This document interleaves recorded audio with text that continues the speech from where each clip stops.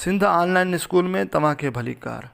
असां दर्जे 5 जी साइंस जो ॿियो बाब पढ़ी रहिया आहियूं जेको खुर्दबिनी जानदारनि जे बारे में आहे।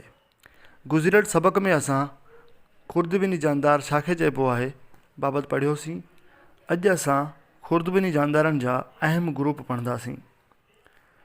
बारीक खुर्दबिनी जानदारनि खे केतिरनि ई ग्रुपनि में विरहायो वञे थो। ही ग्रुप उन्हनि जानदारनि में मौजूदु हिकु जहिड़ियुनि ऐं मुख़्तलिफ़ क़िस्म जे अलामतनि जी बुनियाद ते ठाहिया विया आहिनि। इन्हनि बारीक जानदारनि खे वायरस, बैक्टीरिया ऐं फंजाई ग्रुपनि में विरहायो वियो आहे। वायरस हिकु सेल वारनि जानदारनि मां तमामु सादे में सादा बारीक जानदार आहिनि। साइंसदान हिननि खे ॾिसण लाइ तमामु ताक़तवर खुर्दबिनियूं कतब आणींदा आहिनि। इहे एॾा त सादा ऐं नंढड़ा आहिनि जो आम खुर्दबिनी सां ॾिसणु मुमकिन ई न आहे।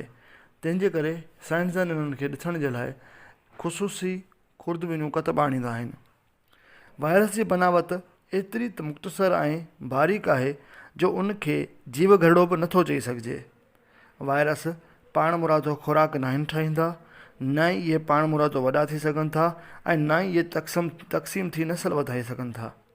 पर इहे ईअं तॾहिं कंदा आहिनि जॾहिं इहे कंहिं ॿिए जानदार जे जिस्म में हूंदा आहिनि, जहिड़ो कंहिं बैक्टीरिया में हुजनि, कंहिं जानवर में हुजनि या कंहिं ॿूटे या इंसान जे जिस्म में मौजूदु हूंदा आहिनि।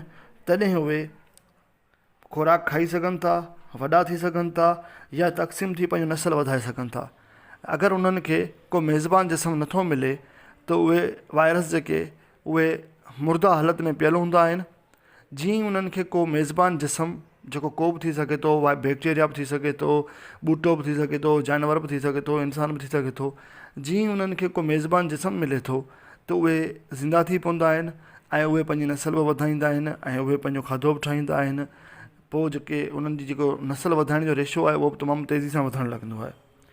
वायरसनि जे करे काफ़ी सारियूं बीमारियूं थियनि थियूं, जीअं जेको असांजो आम नज़लो या ज़ुकाम आहे इहो बि वायरस जे करे थिए थो।